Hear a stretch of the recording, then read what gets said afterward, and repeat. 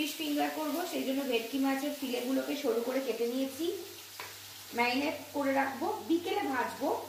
Marination প্রসিডিওরটা দেখাচ্ছি।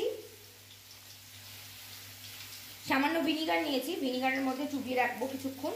তারপরে ভিনিগারের জলটা ফেলে দিয়ে তার মধ্যে পেঁয়াজ, আদা, রসুন, ধনেপাতা, কাঁচা লঙ্কা দিয়ে ম্যারিনেট করে রাখবো ঘন্টা 3-4 মতো।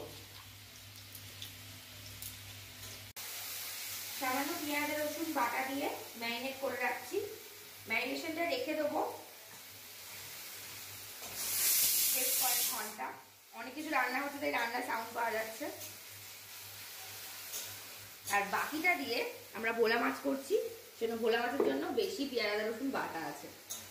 দেখা ওটা।